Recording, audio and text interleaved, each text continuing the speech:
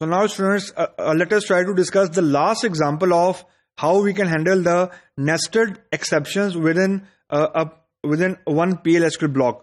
तो जो कोड आपको भी स्क्रीन के ऊपर नजर आ रहा है, इसमें एक मेन ब्लॉक है बिगिन का, उसके अंदर मैंने select ename into name from emp where emp number equal to 7369, ये जो चंक ऑफ कोड है ये पिछले वाला ही है. उसके बाद मैंने dbms underscore आउटपुट किया और ब्रैकेट में नेम को डिस्प्ले करवा दिया. उसके बाद मैंने नेस्टेड बिगिन स्टार्ट किया और उसके अंदर मैंने दोबारा से सिलेक्ट स्टेटमेंट लिखी, select ename into name from emp where emp number equal to 7338. अब यहां पे कैच ये हुआ कि अब ये देखें हम लोग अभी इनर ब्लॉक के अंदर है. अब इनर ब्लॉक में मैंने dbms underscore output dot put underscore line bracket में नेम डिस्प्ले किया और जो एक्सेप्शन सेक्शन में मैंने एक्सेप्शन हैंडल की है ना, that is invalid underscore number, जो कि एक वैलिड एक्सेप्शन है, देन और dbms. लेकिन कैच ये है कि इनर जो मेरी जो सेक्शन है, जो इनर ब्लॉक है, उसके अंदर मैंने नो डाटा फाउंड वाली एक्सेप्शन कैच नहीं की and most importantly others exception catch नहीं की मैंने इनर ब्लॉक में.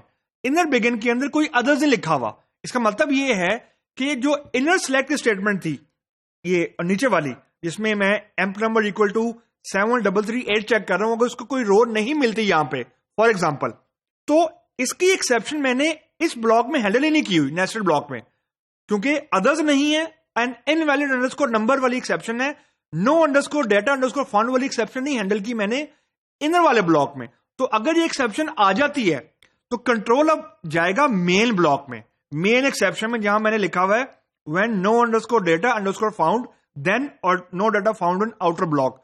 तो दिस इज एन एग्जांपल जहां पे अगर तो इनर ब्लॉक में एक्सेप्शन आएगी, अगर इनर ब्लॉक में एक्सेप्शन आ रही है तो मैसेज आउटर ब्लॉक का डिस्प्ले होगा, नॉट वाइस वर्सा. और अगर आउटर ब्लॉक में एक्सेप्शन आ रही है तो इनर ब्लॉक में कंट्रोल कभी भी नहीं जाएगा.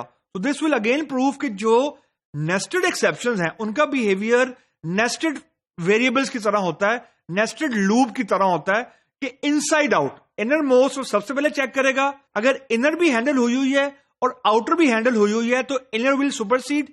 अगर इनर में नहीं है और आउटर में है तो ऑब्वियसली कंट्रोल आउटर में जाएगा.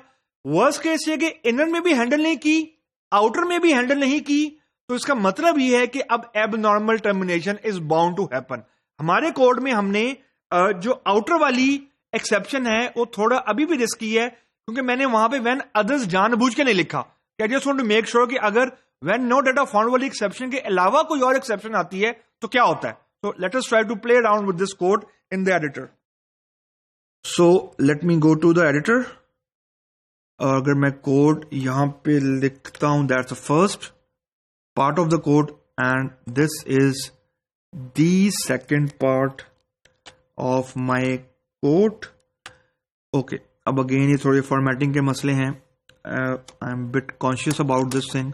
Reason के अगर कोई error आ जाए तो formatting अगर ना हुई हो तो life become terribly miserable, क्योंकि अभी कोड कम है. The moment the code is more, formatting ना हो तो debugging करना it's nearly impossible. So let us try to run the code and let's see how it behave.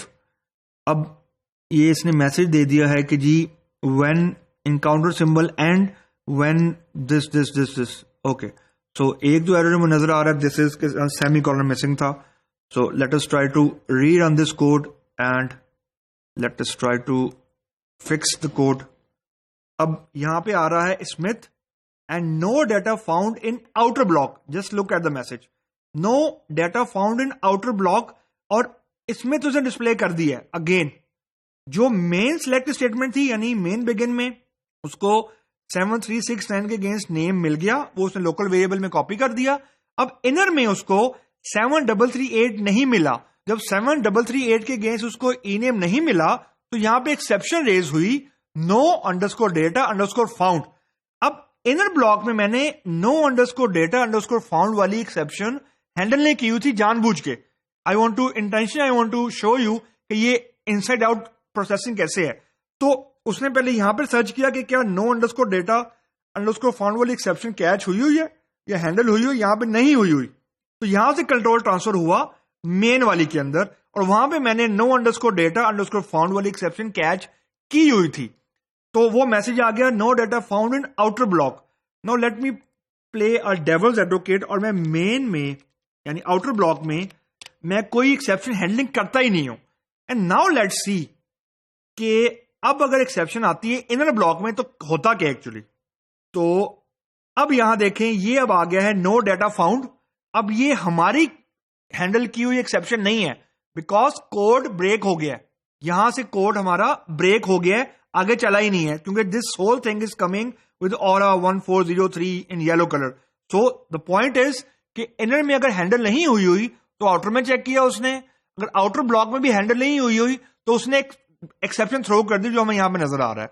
तो this is again an indication कि inside out exception handling होती है जब भी हमारे पास नेस्टेड बिगिन ब्लॉक या नेस्टेड बिगिन सेक्शन आ जाते हैं.